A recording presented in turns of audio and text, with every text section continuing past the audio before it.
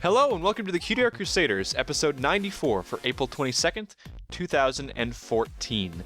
Welcome back, guys. My name is Rainbow Plasma. I'm the organizer and this week's editor, and today I'm joined by... I'm FlutterGuy317, and I'm the media manager, and apparently this week, everything else, because... and everything else, because it is just us two, just the two of us.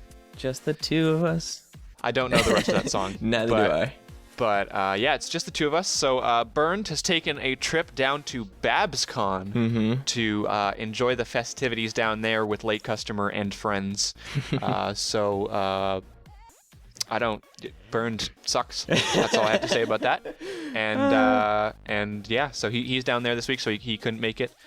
He might make it for the spoiler cast, but we'll see about that. Yeah. Atmospark is on a journey to the United States. I will let him describe that when he comes back, because I don't want to say things that shouldn't be said. So we'll let him do his secret stuff, and he'll probably be talking to you guys about that when he comes back.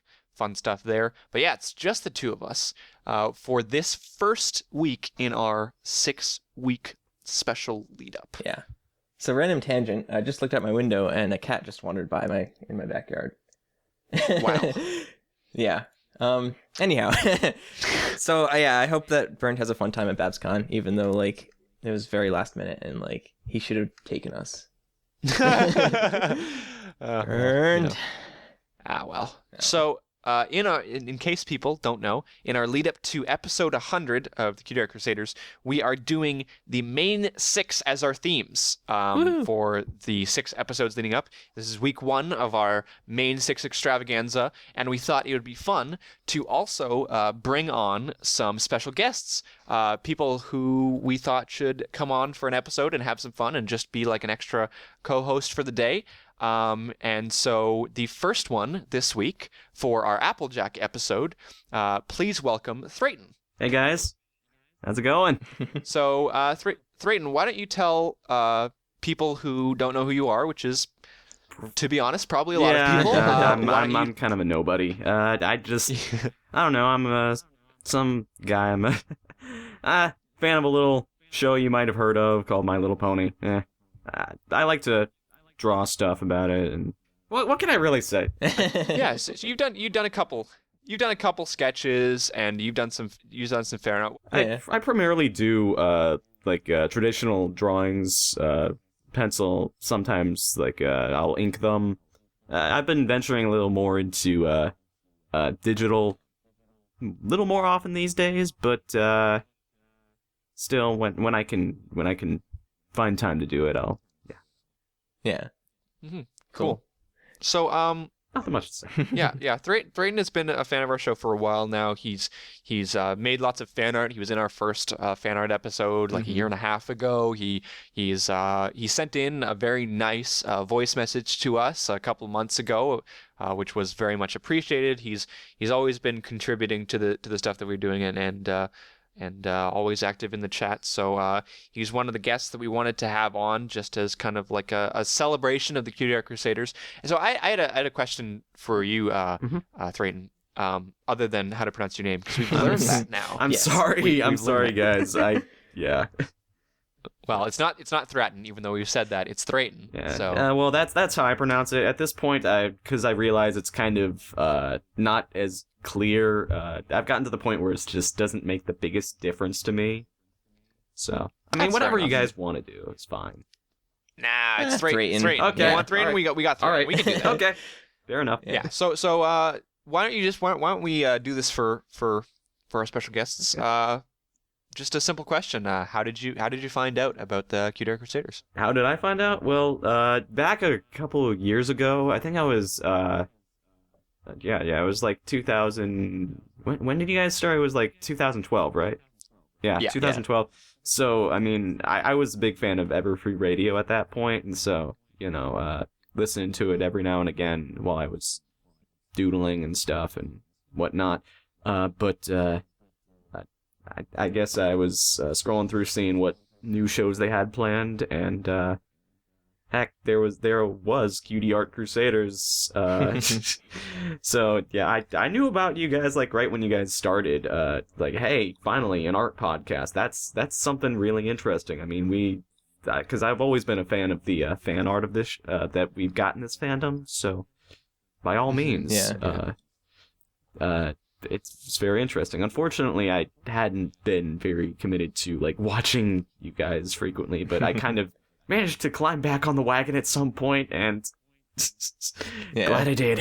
Hey, Well, that's that's no problem. I mean, we always enjoy, whether or not people are super religious about following us or not. It's really cool to hear people's different stories of how they discovered the CAC. Yeah, and it's really cool that you were here like since the beginning, almost since the inception or whatever, because it's like a long time ago, almost 2 years. I kind of wish I like had been more involved or watched more of it, to be honest. But yeah.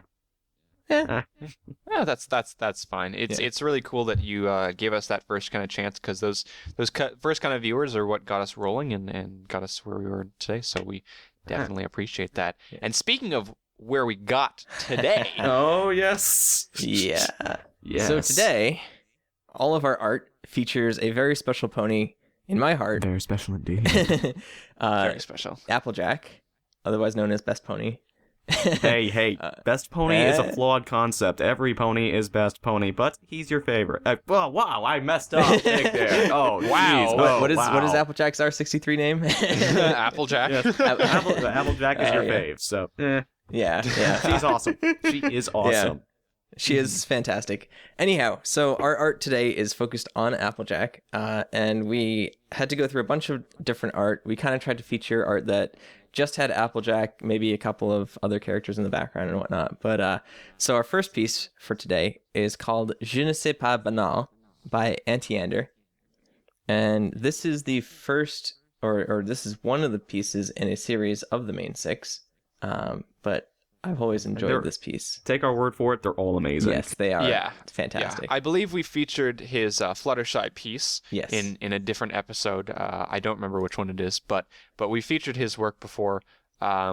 Antiander has got a really, really interesting style, and I love his portrait series. He does portraits really well, and I think that's something that a lot of people try to do when they first starting out, because they look at things like this, where it's like an actual portrait. It's like someone being painted or someone being photographed professionally. Yeah, and the lighting is just spectacular. Yes. So why don't we start off with you, Thrayton, and just say for all of these pieces, let's do that. Why don't we start off with you and just say like what do you think about the piece? Well, I mean, I really like it. I've seen a lot of Antiander's stuff, and I've actually had a bunch of his portrait series saved to my computer for a while now, and definitely gotta like the Applejack one. It's definitely kind of true to that sort of Applejack nature of just what you see is sort of what you get as compared to the other ones. She's got a relatively plain setup, kind of a rather flat background, nothing much there except for like a branch from an apple tree, just very fitting. But I mean, the whole thing is really just framed really nicely. I mean, Applejack's front and center, amazing lighting on her, and great coloring. Antiander's got some amazing coloring just to begin with. But I mean, like, some great touches in the details, like the subtle highlights in the coloring, and that pattern that's on her hat. Yeah, he does a lot of really small details really well. I thought one of the coolest details that he does in these portrait series is he has the characters facing in such a way that would be like a professional photographer. When you take someone's photograph for a portrait, you don't take it straight on, you don't take it straight from the side, or sometimes you do. Unless you're being artistic. I guess so. But artistic liberties. For this one, it's a very traditional kind of get your best side, where you've got one side facing the camera and you're kind of looking to the side into the lens. That's a trick for photographers. If you want to make someone look good, don't have them look straight at the camera. Turn their head a little bit so they're looking out of the side of their eye, and they look much better. And it kind of translates into this piece. But like you said, the details in the hat. what he does is he doesn't put a lot of detail into the fur. He keeps that very simple. It's just a color, but he puts details in a lot of other places. He adds details to the hair. He adds details to the ears and the eyes and the hat and things like that, while still managing to keep the piece quite simple looking. And again, that kind of translates to Applejack's whole personality. Yeah. Yeah. And also, of course, the whole depiction of the show style, or like kind of keeping that balance between the cartoon show style and that little bit of realism that you get from having the subtle details in the shading. Yeah, just kind of talking about his shading, I do love what he does with that. And I think it's a combination of kind of this gradient to the coloring, and it is also these kind of fine lines of shading and lighting, especially like if you look at Applejack's hair, or basically any kind of line work in the piece, whether it's outlining Applejack or her hair or whatnot.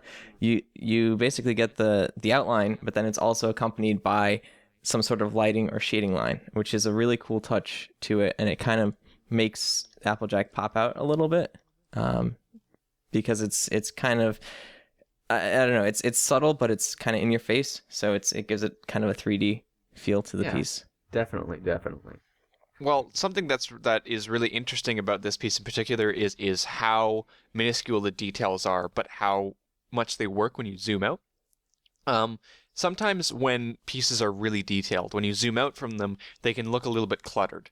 But the subtle things that he does in this piece are evident, and they look good when you zoom in. And then when you zoom out, they almost like fade and smooth out, which is perfect, because I recommend people should go and take a look at this piece closer, because what you probably won't notice is little details in her face. Like, for example, the corners of her eyes. Yeah. And there's like tiny, just very light little brushes on her nose. And just a little bit of hatching there. Exactly. So, but those things just fade into the background when you zoom out, which is a really interesting effect, and it still totally works no matter what size you're viewing it at. Yeah, definitely. I also like all the little additional touches that Antiander puts into this piece. Just between like the three apples out front and the flower with a little bit of a bloom effect on it, and also the feather in Applejack's hat. I mean, because it is a portrait, and it's a very plain portrait at that, but it's just like these little extra touches that kind of give it something special. I really like how he did the apples too, because it's kind of in the same style as with Applejack, and I think he uses the style throughout this whole portrait series with the whole lighting and shading effects. And I mean, if you zoom in, you can kind of see how it's put together, but when you zoom out, it really does kind of make the apples look like 3D, and I don't know, the whole thing just kind of pops. There's, again, kind of going back to the photography aspect of it, I like the fact that regardless of how simple she is, there are certain accents that are put in here that I could imagine someone of her personality sitting down to be professionally photographed, and then the photographer would probably add in a few little extra details in order to exemplify maybe her personality, maybe her lifestyle. The feather in the cap is a nice touch. That's probably a different hat than what she normally wears in order to accentuate a little bit more. What is that? She has she has a hat closet, so yeah. Oh, geez, that again. The wheat or the chaff or whatever you call that. Whatever that she's is. chewing on. Yeah. That's a really big touch. That's a touch to like kind of give off that kind of more country atmosphere, and the loose ribbon, and again, the nature in the front was like a choice by the photographer to do that. And a lot of those things are really, really interesting choices, and it kind of gives the impression that Antiander himself was almost like the photographer of this piece, exactly, where he placed these little things in before taking a photo, you know? But still, besides the fact that you have those little accents added in, when you really look at how he captured the face, you can actually, her personality seems to kind of shine through there. She's kind of got like a devil-may-care expression, but it's like a dignified, like a Southern Belle kind of expression on her face a little bit. I guess you can get that. I was just saying more like just that kind of looks like Applejack's sort of personality, just like kind of like kind and considerate, and everything. It's funny how that kind of comes through, and I'm not sure. Maybe that's just because we've been experienced with that kind of with that image, right? Because we know Applejack, and we've been through like 4 seasons with her now. So it'd be interesting. I wonder if that's just our brain projecting that onto there, and it's probably a little bit of his perception of the personality projecting onto how he did the expression, and it kind of resonates with us. Yeah, definitely. One last thing, because I think we need to move on to the next piece soon. I just wanted to talk about Auntie Ander's choice of colors in these pieces. In all of his portrait series, the coloring that he uses is not really show accurate.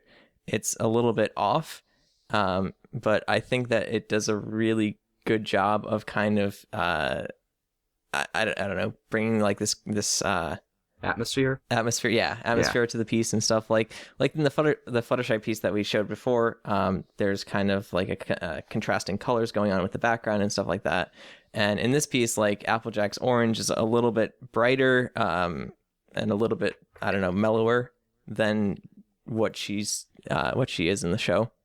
So. Yeah, the shifts in color are calculated in order to give off the proper mood and set the proper scene for the piece. And so in cases like that, it's just art. It's an artistic choice that was done on purpose, and it was a smart choice in order to get to a certain goal. Yeah. Also, if you look closer at the shading at parts, primarily like in the hair and on her back, Auntie Ander brings in sort of like this blue-gray to kind of show some reflecting light from the background that kind of really does add to that sort of atmosphere and mood lighting. Yeah, fantastic piece. All right, we're going to move on to our next piece, which is called First Light by Sea Maggot, who we have featured quite a few times before on the show. And this piece is Applejack in a field, kind of staring at the sunset. So once again, Threaton, we're going to let you kind of tell us what you feel about this piece. You guys and picking all these atmospheric pieces. Yeah, we love them.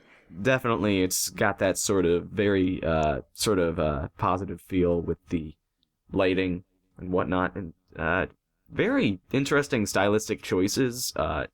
It kind of seems to have that mixture between painterly and almost vector-esque with some of the clouds in the background, because they're very like clean-cut shapes, but it's still very organic. I mean, and very interesting setup too. The fact that Applejack is a lot more in the shadows in this piece, but the contrast with the bright sky kind of makes her pop against the background. Yeah, they kind of, or not they. I guess they is the gender neutral term, but I'm pretty sure Sea Maggot might be a guy. So whatever. Let's say he. He's what he's done is he's put her behind something that's in the foreground, and because of the shift in value, she's evidently in front of the sky. So it kind of creates this 3-layered system here, where you've got the things in the foreground that are very blurry and out of focus. Then you've got the plane that Applejack is on, and then you've got the sky, which is the farthest plane away. And again, it uses these very basic concepts that we've been talking about before, like purposefully placing things on top of the character in order to give depth to the piece, putting it out of focus. And then again, that value shift between her head, which is very dark, and the sky, which is lighter, to kind of break them away from each other and create almost like a pseudo 3D effect. There is some very meticulous layering going on. Yeah, it's a very, we've used this term before, it's a parallax kind of setup. Parallax. In older games, to kind of emulate 3D, there would be multiple layers, and the layers would move at different speeds so that it would seem like you were like the whole scenery was 3D. And this kind of has that feel to it, where you get the front layer, which is kind of these blurred reeds and grasses and stuff, and then you get the Applejack layer, and then you get the background layer behind her. I think this was also a lot of the sort of technique that was used on earlier traditional hand-drawn animation when they were doing artwork on like cells and stuff. They would photograph it on sort of like a layered sort of stack, like the background would go at the bottom, and then you'd place the middle ground layer in front of it, and at some distance you'd put the actual character that you'd be animating. and et cetera, et cetera. And it was definitely very meticulous and very time consuming, but it had that really sort of clean setup and a very good look that kind of made the feel that there's this entire world rather than just the character interacting with. Yeah, a flat screen, especially for animation, where they want to make things seem so lifelike, not just the characters, but also the environment. Yeah, if you haven't seen cell animation kind of in action, I would definitely recommend checking it out. There's a YouTube video, I can't remember what it's called, but it's kind of like the making of cell animations, and it's really interesting because they have like painters like painting the backgrounds and stuff, and then the characters are on a separate cell which is transparent, and they literally like take these layers and they put them together and they photograph that, and that becomes your scene, and the only thing that needs to change really is the cell that the character is on unless of course you're trying to do fancy camera movements, then you're then you're just putting more pressure on yourself. Yeah. It depends on the budget of your show, that's for sure. Yeah. And of course, like, I mean, that's where the real effect of the parallax comes in, when you try and start moving them at different speeds. Mm-hmm. Yeah. So I wanted to kind of focus in on Applejack in this piece because she herself is made up of these multiple layers of color, it looks like. And C-Maggot did a really interesting thing with the whole lighting in this, is that like each of those colors it's just one shade of, like, for instance, in her hair, it's like orange and then duller orange and then it gets darker and darker and darker. And because this is a silhouette, like the outermost layer is actually very bright against the background, to kind of show the whole lighting from behind her, which is interesting. And it's also, I don't know, it's like these kind of geometric, it's more geometric than natural shapes. Yeah. So it's... Yeah, I would agree. You know, Thrayton talked about how it was almost vector-esque, and I would agree with him that there seems to be these almost like artificially organic looking lines. Yeah.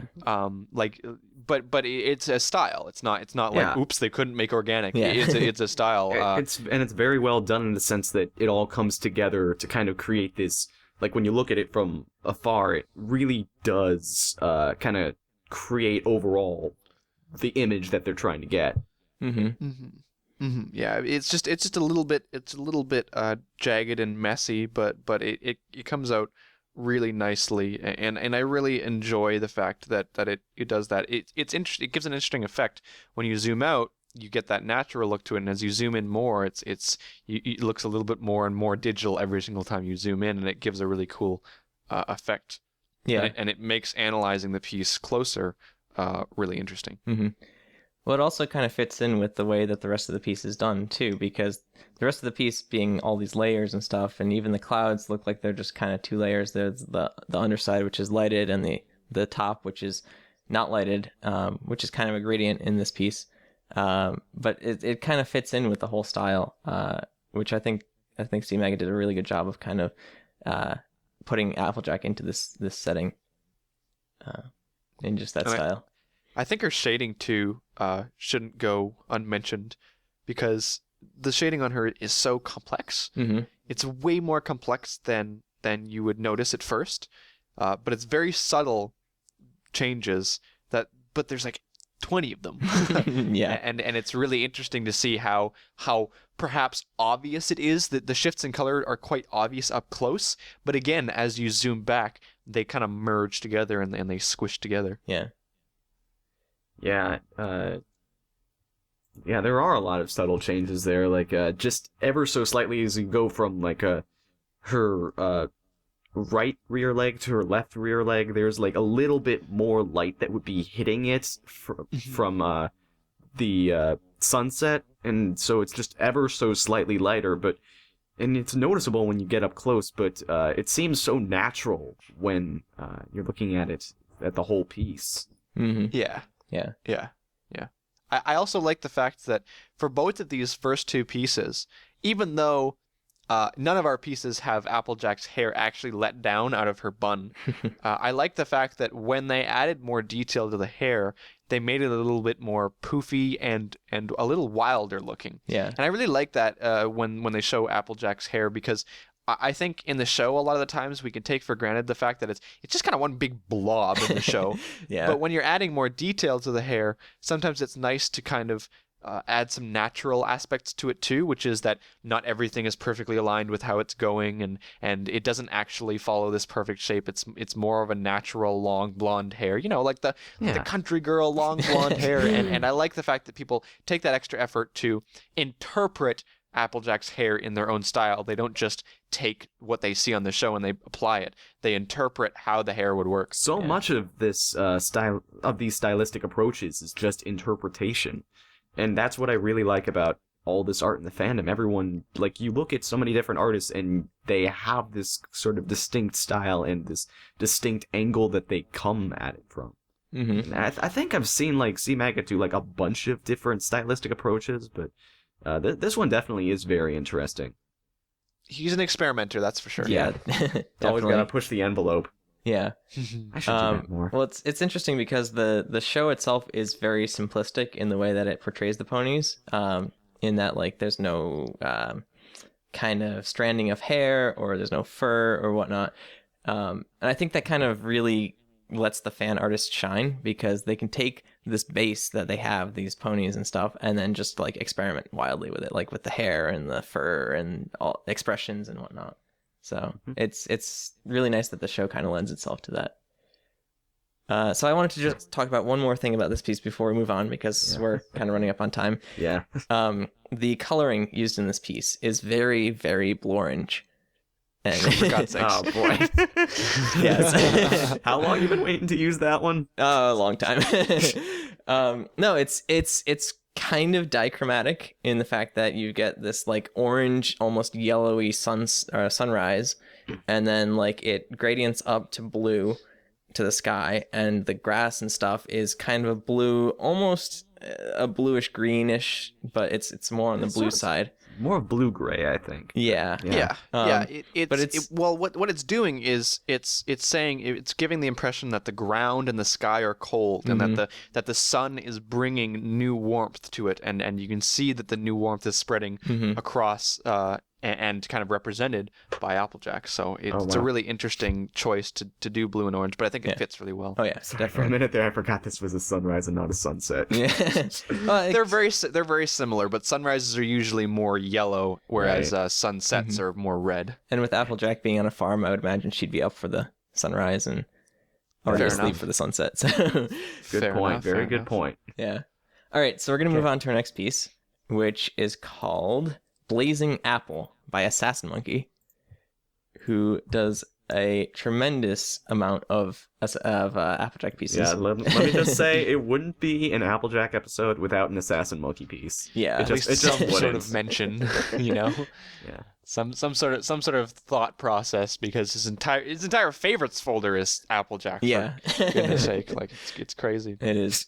But he absolutely did earn this spot here, because this taken from one of the most recent episodes of ML, the Chimera here, Some pony to watch over me. is just wow. Yeah. It's crazy detailed, and Assassin Monkey always does his best work when he's focusing on the details. Yes. And I really like a couple of things in this piece. I'll leave them to see if you guys pick them first. So, Drayden, what do you see in here?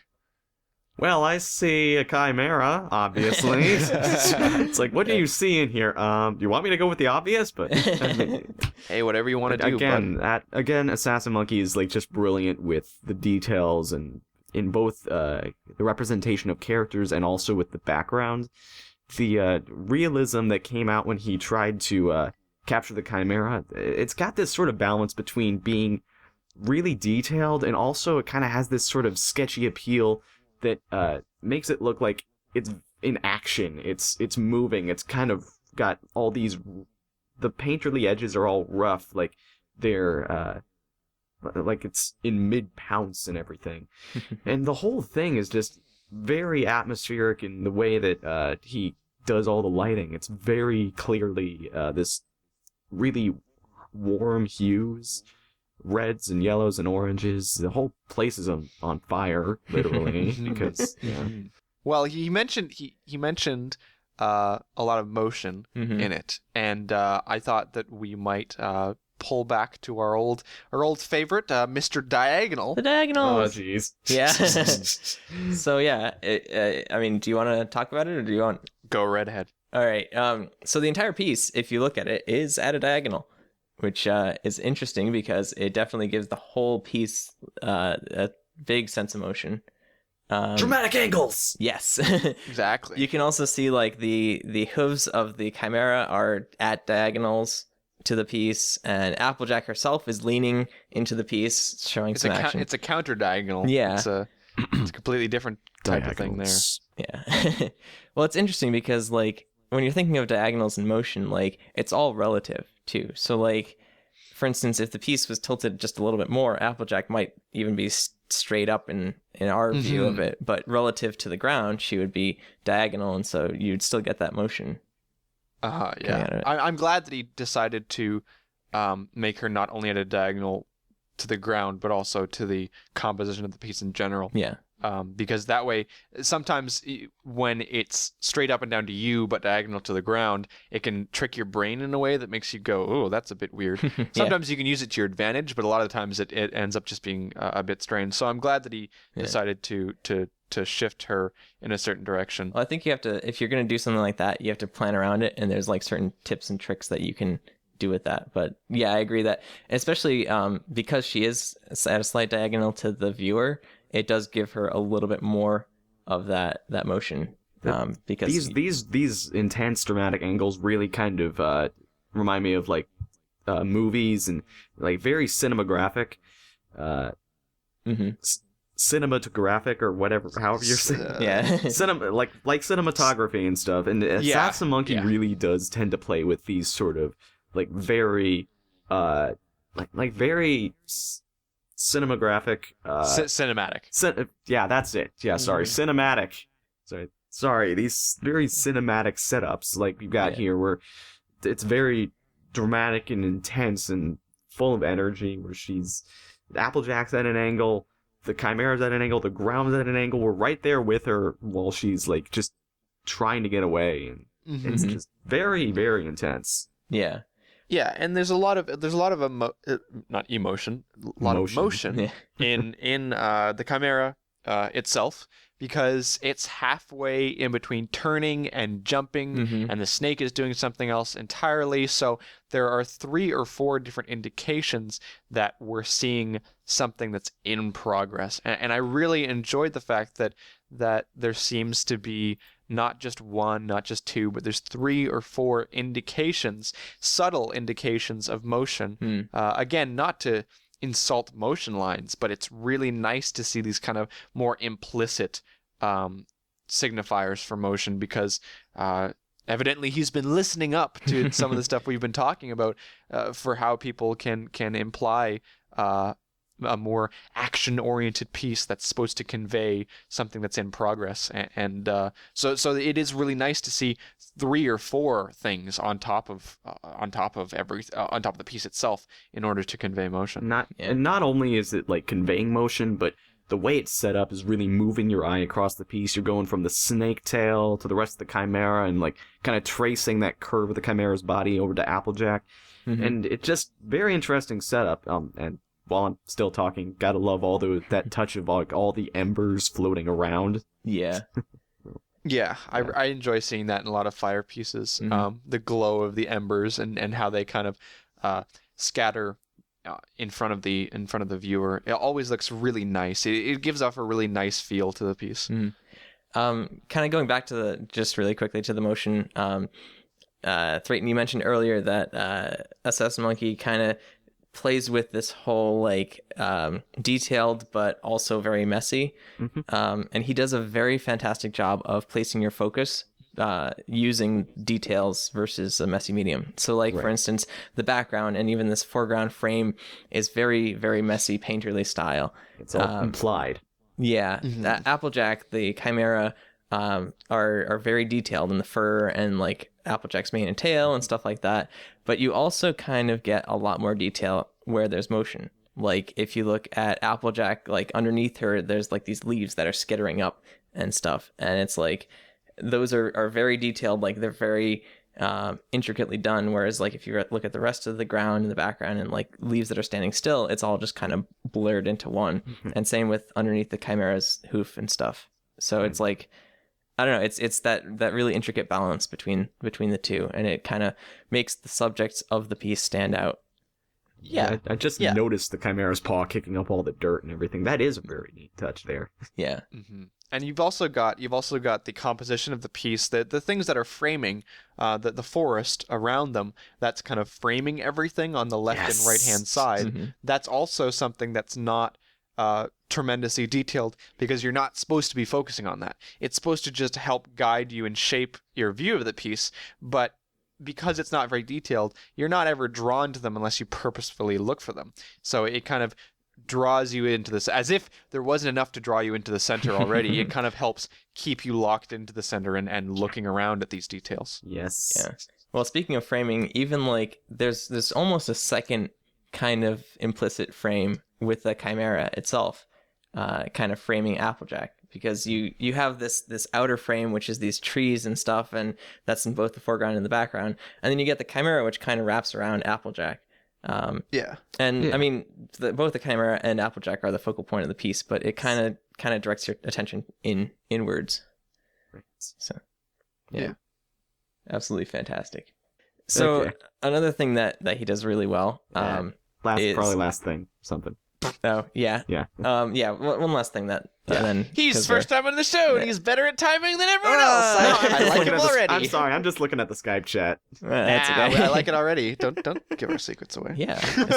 What's wrong? Sorry. Go on. Assassin Monkey does kind of an atmospheric perspective, or like just kind of this perspective very well, or atmosphere really well. For instance, like in this piece, you have a lot of this concentration up front. So there's like this smoke and like mist and stuff like that in the background. So your vision gets obscured. And I think that also has a little bit to do with the whole exposure of the piece, because the foreground is very bright. And so you wouldn't really see beyond the first layer of trees within it. Mm-hmm. But I know in a lot of other pieces that he's done with landscapes and stuff like that, he always gives it like this really, really intricate atmospheric perspective, which kind of comes through. Yeah. Mm-hmm. Yeah, it's definitely apparent in this piece. Assassin Monkey definitely knows what he's doing. Oh yeah. Yeah. Definitely. It's digital painting like that makes me so jealous. I do not know how to digital paint like at all. Yeah. No, he's been studying. He's fantastic. Definitely. Yes. All right. So we're gonna move on to our last piece, which is just called AJ by Cheerio. Creative names. Why you don't need to say any more than that. Yeah. It is just Applejack. Yep. Yeah, but Cheryl, we haven't gotten to feature a lot. But of course I don't know the gender. Male. Of course he has made another one that we did ages ago. Mm-hmm. That was the Prince of Persia Stallion Within piece. Which was just a great piece. Mm-hmm. So it's nice to be able to feature him again, and we have a really, really nice landscape-esque piece here with Applejack. Mm-hmm. Yes, that is Applejack. Yes, we zoomed in, we confirmed it. There are also freckles. There's a hat. So and a hat, yeah. The silhouette was pretty obvious. You can't really miss the hat. Yeah, and the ponytail. Yeah. Thrayton. Once Wanna again, start us you're up at bat. Okay, well, I mean, again, we got all these atmospheric art pieces. Like, wow, everyone seems to like doing AJ, like, kind of standing, like looking out on a sunrise or something, and like the background and stuff. I guess they seem to really like associating AJ with sunrises and sunsets. I'm not sure what the motivation there behind it, but I don't guess know. the colors maybe it's just match. the farm. It's got something to do with like the whole Western attitude towards AJ. So, I think again we have AJ kind of standing in as a silhouette again, but it's definitely interesting to see how Cheryl is able to create this different sort of atmosphere and like this captured in a different way still than Sea Maggot was able to, and that's what I really like seeing, like how you can look at all these pieces and no one will be doing the exact same style unless you're purposely trying to do another style. But I mean, it's very painterly in the way that they put the colors together and stuff. I mean, the way that they applied the colors to the edge of AJ's silhouette, and I also really like the colors that are going on in the clouds in the sky. Yeah, I find it amazing that this piece manages to look both dark and very light at the same time. Obviously, we see a great amount of light coming from that blazing white sun over. Now, Don't this look, one, it's hard look to confirm. directly Yeah, at don't it. look at it. It's hard to tell whether or not this one's a this- sunrise or a sunset. So I'm Hey, just hey, gonna. hey, guys! If you look directly at the sun, it kind of hurts your eyes. You know. Man, have you ever regretted saying that for a guy? No, never. No. I'm sorry. I'm sorry. We kind of walked into that one.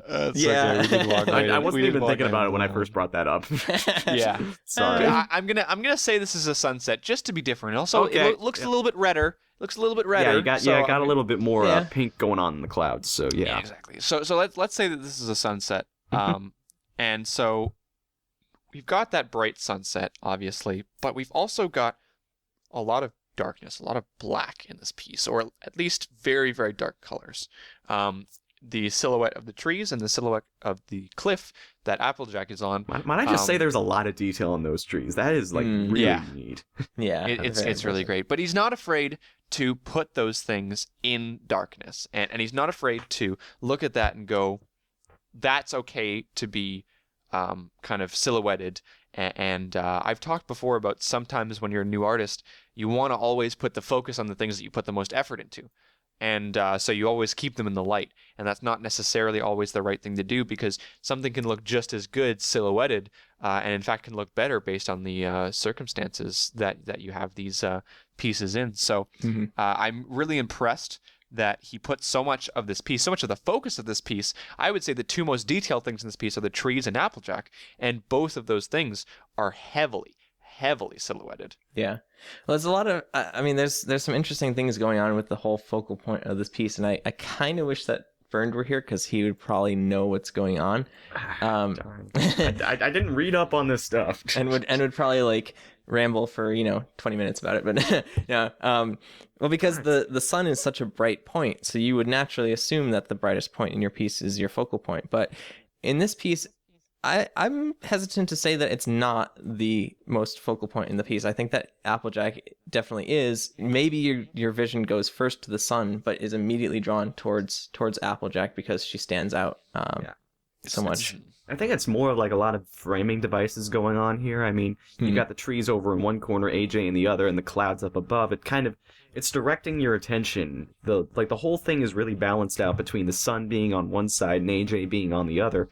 And I mean, it's not necessarily that the focal points of the piece are in darkness. It's Sheriel's trying to play off the contrast. There's a really harsh contrast between the bright white light of the sun and then its surroundings, and progressively gets darker.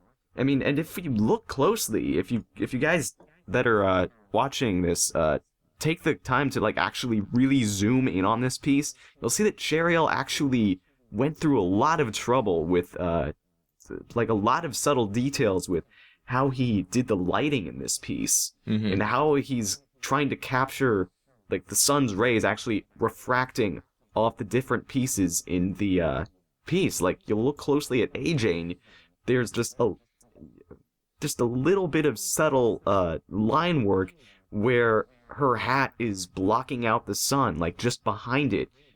And also like when you look at the trees, like the very tips of the trees aren't completely dark. There's like just a little bit of like very, very dark reds and oranges at the tops of the trees, and those transition to black, but it's very subtle. And all that really does go together to kind of create this sort of very intense atmosphere that looks very realistic when you step back. Well, Yeah. maybe not completely realistic, but it kind of has those sort of emotional nuances that make it work. Yeah, I'd say this is definitely more of an emotional piece than a kind of a realistic piece. But I mean, it does have those detailed points. Like the trees do look very, very much realistic, but I think the whole like coloring and especially the way that AJ is silhouetted definitely gives you this kind of, I don't know, like a hopeful or like a wanting feeling of emotion. And if we go with the sense that this is a sunset, then it kind of does fit for AJ, because that kind of honest, very proud feeling of just a hard day's work. Like she's been bucking apples all day. She's done in the field, and she's all feeling good because, I mean, she just knows that she worked hard and did her best, and hey, that's all that matters sometimes. Yeah. I do really enjoy that point you said about the rays that are coming off of the hat, and also that are coming off of the mountains in the background. Yes. It's a really, really nice touch that I don't think a lot of people do, but it's a really cool effect. Yeah. Another cool point in this piece is the whole sky. Because like the lower half of the piece is very, very analogous color-wise. It's very orange and yellow and white and stuff. But the sky itself is very purpley, and so you get kind of this contrast again of the warm and I mean I don't know if it's a cool purple or it looks almost like a purple red, almost warm. I don't know. He does mix a lot of different colors in there, like warm and cool. Like I also see some lighter, more grayish purples, and there's also a little bit of like really sort of teal, like sort of like really light green. Mm-hmm. So I mean, when I said before, like the sky really does look very painterly. He tried to incorporate a lot of different colors and textures in there in terms of like the way that the color is applied. It's very blotchy. Yeah. One last thing, because we do have to wrap up on the art. I do love the way that Cheerio does silhouettes, because he's done quite a few of these silhouette pieces, and the pony themselves are in darkness, but there's still a lot of detail in the fact that like you can see these little points of reflected light. Around Applejack's hoof, kind of in her underbelly and on her haunch, and like all in her face and stuff like that. So it's not like she's completely dark. There's a lot going on there in terms of detail, but she is still silhouetted. So fantastic job. Yes, of course. All right, so we'll move on to the questions. We don't have a questions time. We don't have a all right question Q&As. Yeah. So we had quite the question last week. Controversial, generated quite the amount of discussion, and I'm glad to hear that, because it was meant to answer some questions, and so it was interesting seeing that's what typically people... what they do with question and answer sections, right? Yeah. Well, it generated a bunch of additional discussion, which I like to see, and people were kind of going back and forth about what they thought was appropriate for the show or not. Oh yeah, that one. Sorry, I was trying to. It's very cute, because at the very end of the day, they have no say in it. But it was really interesting to see what people thought would be appropriate or not for the show. Yeah. Some of it matching up with what we agreed with, and some of it not. And some people just shocked that I used the word porn. Jeez.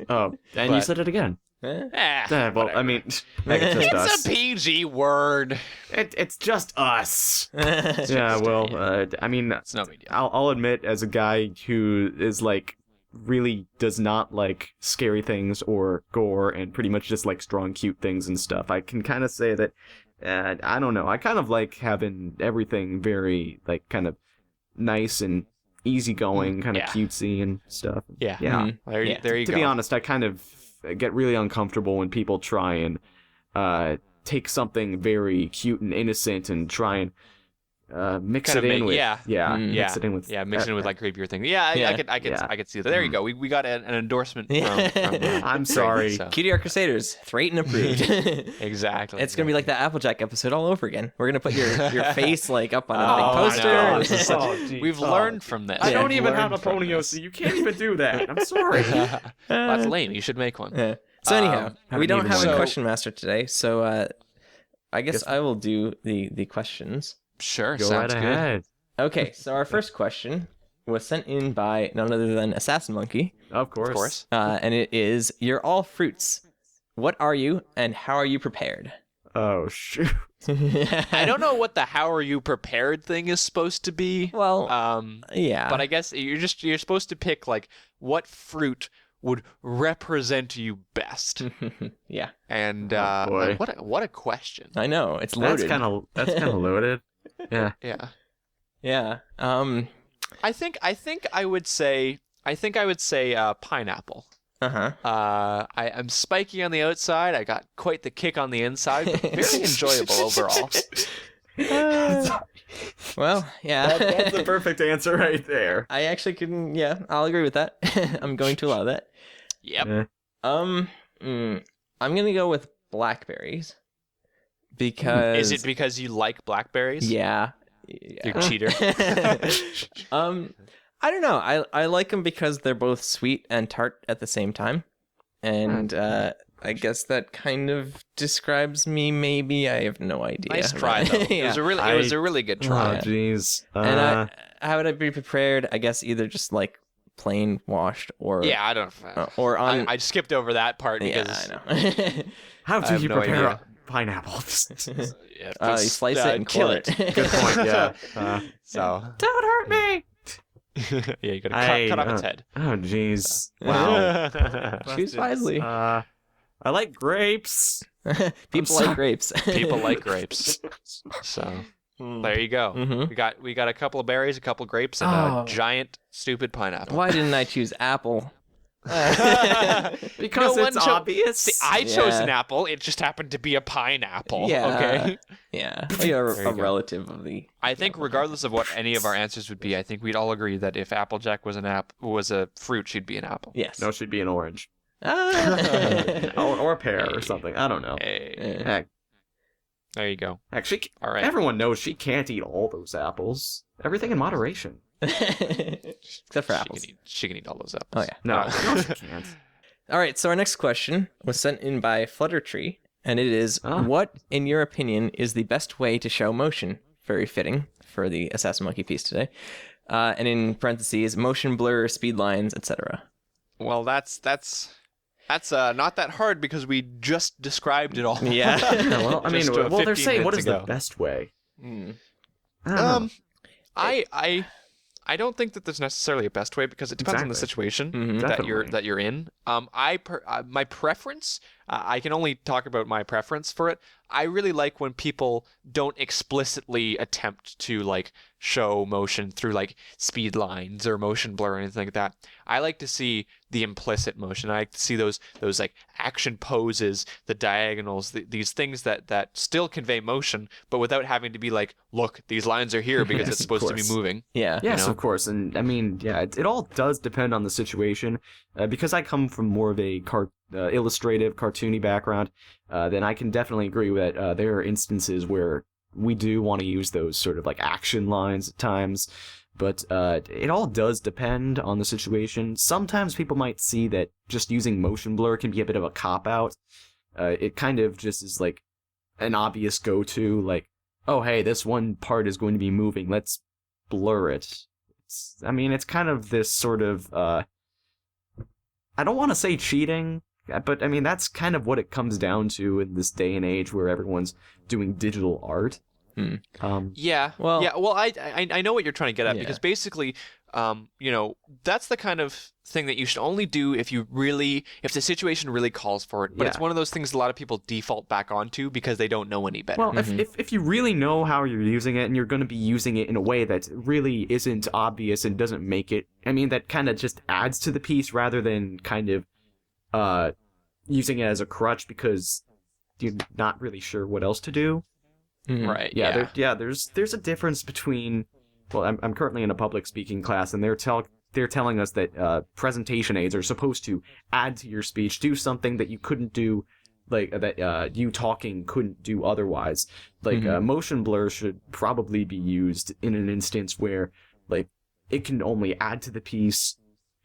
It would be fine without it, but if you want that little added kind of kick, but I mean definitely.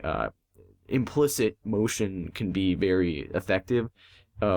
no matter what way you end up doing it. Like sometimes, I mean, because I know artists will kind of get into the zone when they're doing their piece. So whether it's making that really actiony sort of like very dynamic posing, or maybe sometimes you'll kind of maybe loosen up a bit on the detail and maybe just kind of get a little rough to show that it's not as clear cut where the defined lines are. And it can definitely change up. Yeah. I have to agree that it very heavily depends on both the style and the medium that you're using. Because, I mean, diagonals in any sort of piece, in any sort of composition, will definitely give you that sense of motion. And I definitely appreciate when artists use diagonals to kind of convey motion. But I think that like motion blur doesn't necessarily mean that like you're applying a Gaussian blur to the piece itself, but it could just be that like you have a very painterly type piece, and the things in motion are just a little less detailed, and I can see that. I would consider that a motion blur because it's not as focused as the rest of the piece. But I think that in a painterly setting, and if done correctly, like that really adds to the piece, and it really adds to the action. It I don't know, it heavily depends. And again, you get like these cartoony or anime-esque styles, which are also fantastic, and they use like speed lines, and also or even like a little bit of maybe just squash and stretch to make it more like maybe more animated. Yeah. But heck, by all means, artists, challenge yourself. Try and do step out of your comfort zone for a sec. Try to make it look more dynamic for yourselves. I mean, heck, if you're not growing as artists, then I mean, art's a learning process. Yeah, it's all about trying to get better, get that one extra step. Yeah. Thank you. You just described our show, so yeah, that's what we're trying to do here. Yes, inspire artists. You said the title in the movie. Yeah, we're the Cutie Art Crusaders. All right, so we do have to wrap up. I'm gonna run through the plugs really quickly, and then we'll discuss theme and stuff like that after that. So we have a DeviantArt page, which is cutieartcrusaders.deviantart.com. We have a Facebook, which is facebook.com/cutieartcrusaders. We have a Twitter, which is @cutieartcrusade, and we have a Gmail account, which is cutieartcrusaders@gmail.com. You can send us in questions, art recommendations, and send us in stuff for the 100th episode, which is basically your answer to 2 questions. What have you learned from this podcast, and what did you enjoy about this podcast? And that can be text or a short audio snippet. Yeah, we're ramping up into that actual episode 100 now. So I beat everyone to the audio snippet. Yeah, I'm sorry. By like 3 months. Yeah. So please feel free to send us in some stuff like that. We'd love to have you on the show for episode 100. Yep. So our next week's theme, we're continuing with our main 6 for the next 6 weeks, obviously, or next 5 weeks, obviously. And so next week we have Fluttershy, who is second best pony. Every pony is I have best a pony. feeling How many times do I have to do this? This thing has started, and it's started quite biasedly. Don't worry, RP. You'll get to Rainbow at some point. Yeah, I know. Soon. People will be disappointed that we're not doing Rainbow Dash last, because they would expect that I would ramp up into that. Tell people what order we're doing. I told people the order last week, just nobody paid attention. They thought it was random. Yeah. And don't forget, there'll be another special guest on there. It won't be me. It will not be me. And spoiler alert, it's just threatened for the next 6 weeks. Or 3. And spoiler alert, it's not Mahower either. Sorry, guys. I know everyone. I know what everyone in the chat was excited about that last week. No, it's not. It's not Mahower. I'm sorry. Yeah. Every day is Mahower Day. Yeah. Oh, come we on. need some other days for other people. Yeah. So look forward to Fluttershy next week. And we hope you guys enjoyed this episode in particular. We'd like to thank Threighton, for coming on. I said it right. Thanks. this Yeah, time. yeah. Threighton. It's all right. It's all right. Thanks All for I need having to do, me, guys. I just need to look into a mirror and say it like 20 times. Threighton. And then It's okay. I don't care so much anymore. But yeah, I got to do it, man. Thanks again for having me on, guys. Yeah, no problem. It was a great time coming on, having you on here, and I enjoyed myself. It was really fun. You had a lot of insights, and that was really cool. I guess I can talk a lot of times. You filled in for Bernd this week. So. It's perfect. Okay. We were missing 2 people this week, and you filled right in. So that's fantastic. Thank you so much. Unfortunately, I couldn't have made up for all the cheesy jokes either. But well, that's all right. Some weeks well, before we say anything else, yeah. All right. Well, that is everything for this week. I hope you guys enjoyed listening at home. Whether or not you're on the live stream or on YouTube, we love you all the same. My name is Rainbow Plasma. I'm Flutterguy317. I'm Threighton, or it's Threighton on DeviantArt. And we'll see you guys next week. Or Thanks. right after this for Spoilercast. Yep, stay after. Spoilercast. Bye. Bye. Bye.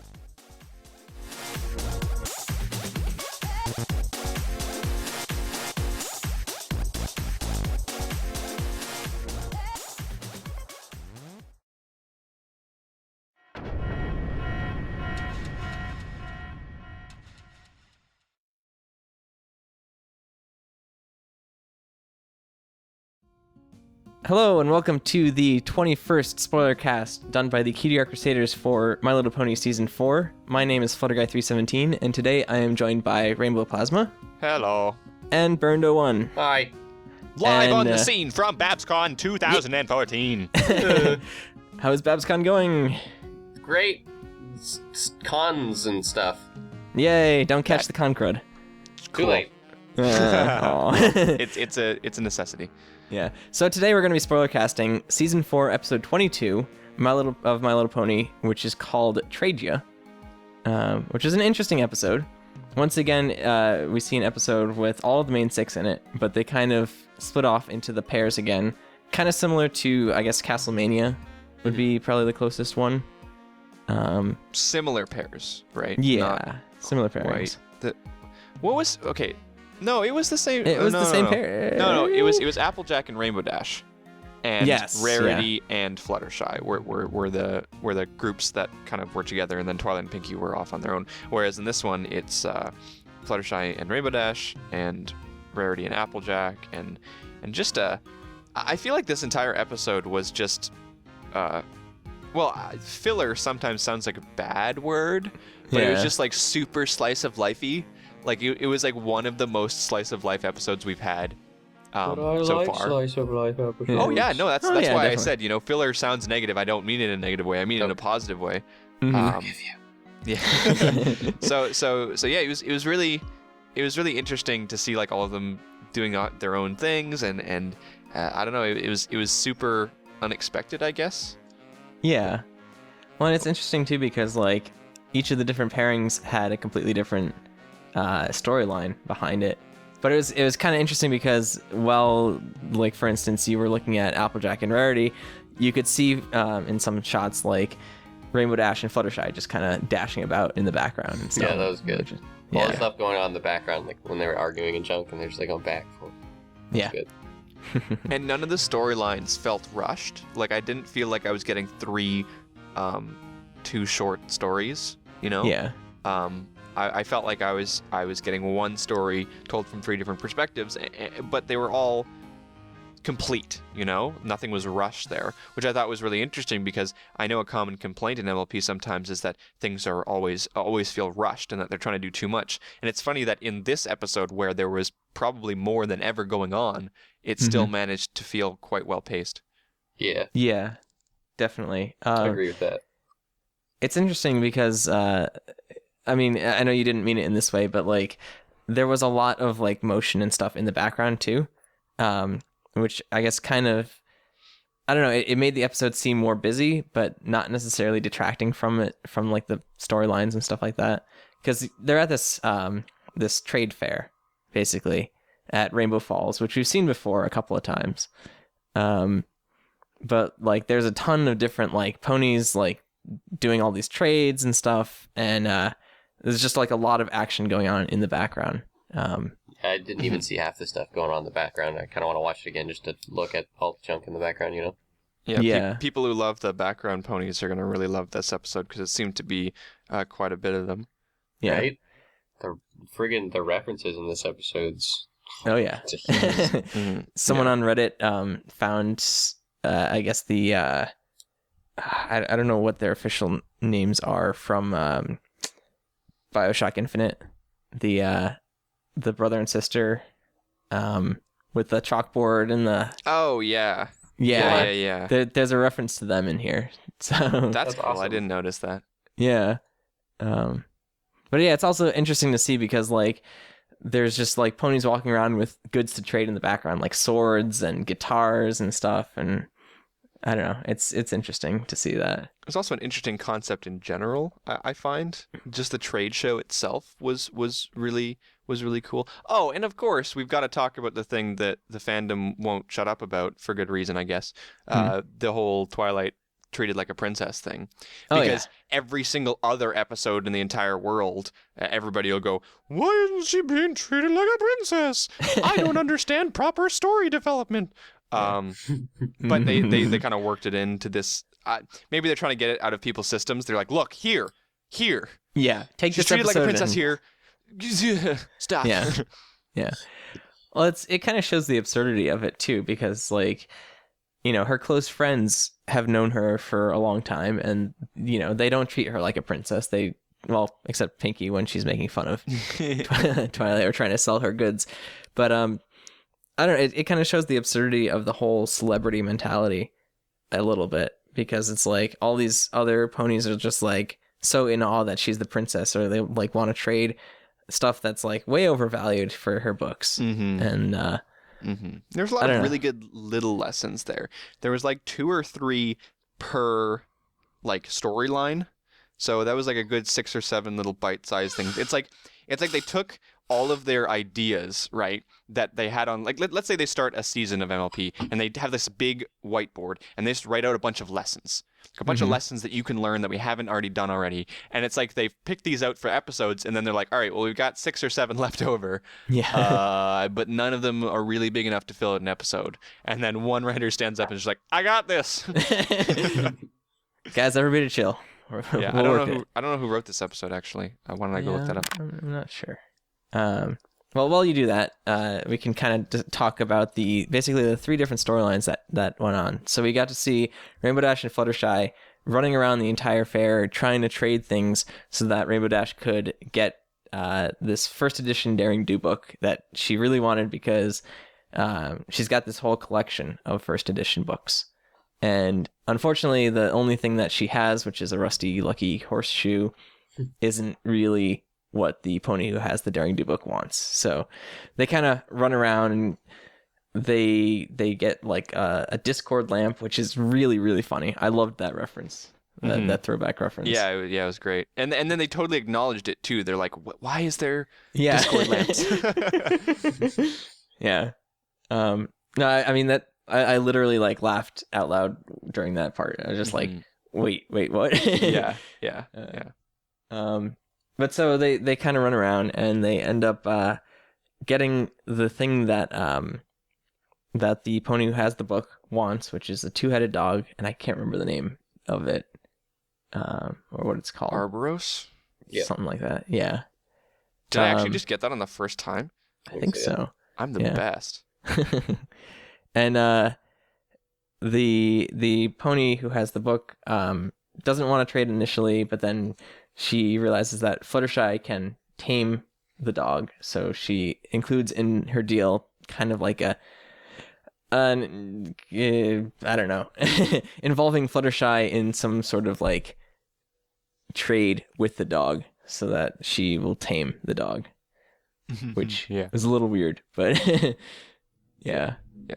I like the fact that they had some moments. I found with almost every character, there were moments where a little bit of their sometimes a little bit of their naive or like bad traits come out.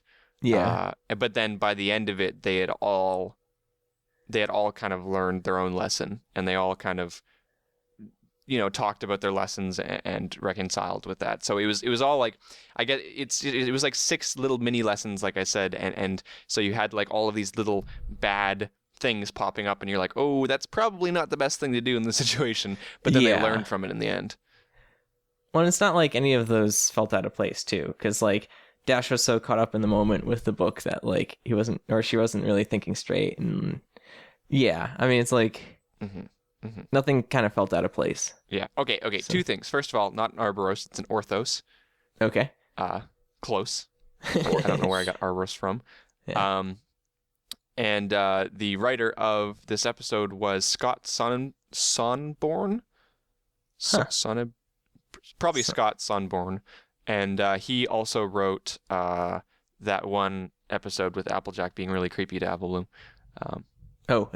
Some pony to watch over me. Yeah. Huh. Well, good job, Scott. Yes. Yeah, great, fantastic. Scott. So that was basically one storyline. Then we get the Applejack and Rarity storyline, which was interesting because it kind of tied back to the whole what was it, Sleepless in, or I can't remember the title of that, where they sleep over at Twilight's house, and they kind of fight the over... Rarity and Applejack episode. Yeah, from season 1. Is that Sleepless in Pony? I'll look it up. Fine, I'm already on the MLP wiki. Just keep going. Yeah. Well, no, I thought it was interesting because it had kind of similar vibes to that, except in this one, like, it's almost flipped, where they like initially they kind of want things for themselves, and then they like fight over doing good things for each other. So. Yeah. Like they've definitely learned a lot of things already walking into the episode, right? Mm-hmm. Yeah. The episode is called "Look Before You Sleep," by the way. Yes. I'm the fact guy today, apparently. Thank you. Google Power. Your Google Foo is so good. No, I'm just using the MLP FIM wiki. Yeah. I mean, it's always interesting to see dynamics between characters that we don't necessarily see all the time. So, like, for instance, Rarity and Applejack, I mean, we've seen it before in Look Before You Sleep, and it's popped up occasionally here and there, but, like, the whole one-on-one thing and the whole, like, pairing off of ponies is kind of interesting because you get this kind of dynamic between the two that are paired up that you wouldn't really normally see when it's in a group setting or... Yeah, well, people act differently when they're in a group versus when they're one-on-one with people. It's just kind of how it works. I know, like, the dynamic between the 3 of us is different based on who's here, Like, let's say all 3 of us are here, there's a certain kind of group dynamic. But, if it's just me and Bernd, it's something different. If it's just me and you, it's something different. I think that's just something natural that happens with everyone, and how just having more than 2 people there kind of works. Yeah. Yeah, definitely. Bernd, what did you like about this episode? All the little references and stuff I thought were really cute. That was funny. Like, I was giggling at the what is it called? It's a PlayStation game. It's something. God of War. Kratos? God of War? Kratos. Yeah, Kratos reference. I was giggling at that. That was good. Yeah. Geez, that guy had, like, a lot of really scary creatures. The ancient creature trader. Yeah. I mean, who wouldn't want, like, this devilish nightmare from beyond the Everfree forest? Right. And yeah, but apparently the Orthos was super scary. Sure. Yeah. Well, at one point, it's like eating chains, which, Yeah, that was funny. He's like eating and he like broke the chain and then he's roped to a thing. Yeah.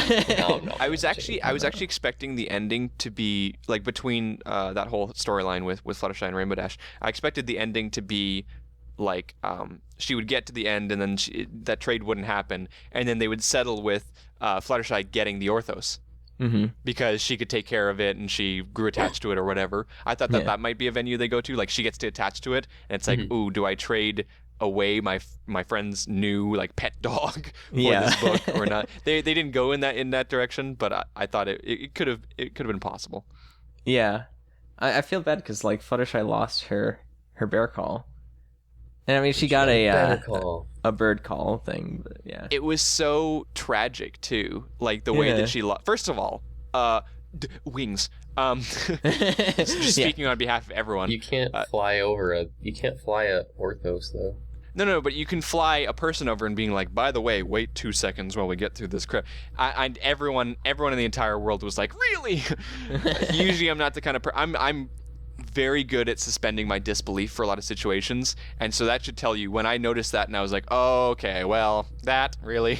Yeah. that was a bit far-fetched. But yeah, it was super sad when she lost her whistle. She was just like, no, and it was like, oh my god, I'm gonna die.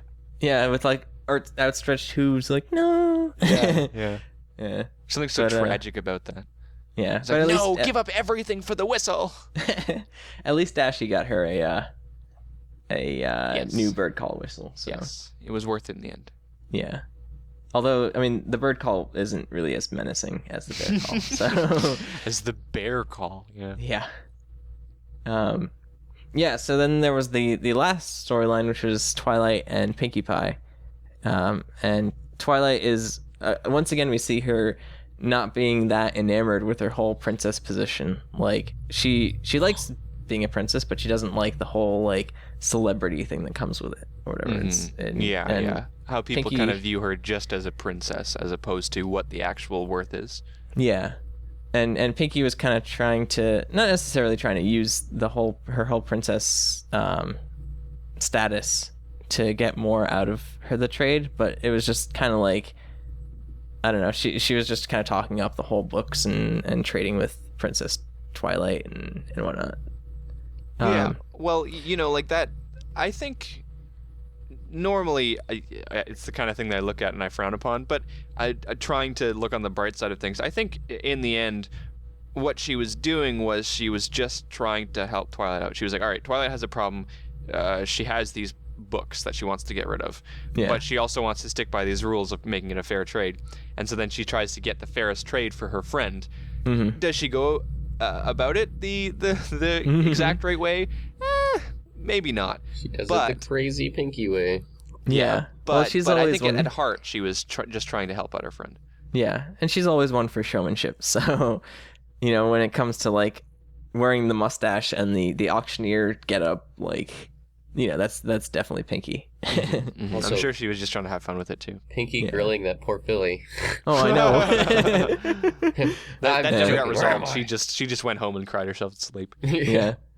I'm wondering though if Twilight doesn't really have a good sense of value, not the art type of value, but the the book type or the fair trade. Because that whole scenario, what I was expecting was that, like, Twilight giving all the books to a kid with a broken pen, like the kid wanted the books, and all Twilight technically quote unquote wanted was to get rid of the books. So it's like that's what I thought was going to be the resolution to the whole scenario, was like, I'm going to give these books to this poor kid because, like, all I actually want in return is to get rid of them. And so, like, and that's to what I have thought. Someone else use them. Yeah, and, like, who actually wants them, point being. So that's what I thought it was going to be, but then it ended up being, like, something sentimental. I was like, okay. I think the entire episode was just centered around this idea of what can we do to make the audience just go, oh, because like every moment was just kind of like wrapped around that whole aura of like, all right, well, this is sappy, like this is dripping with cute. It's getting all over my keyboard. Ugh. Like sap coming out of my monitor. Yeah, like the dog. Yeah, exactly. Like everything was supposed to be like super overly cute. I felt like all parties involved had a lot of fun. Like the writers, the storyboard artists, and the animators. Like the filly like wagging its tail.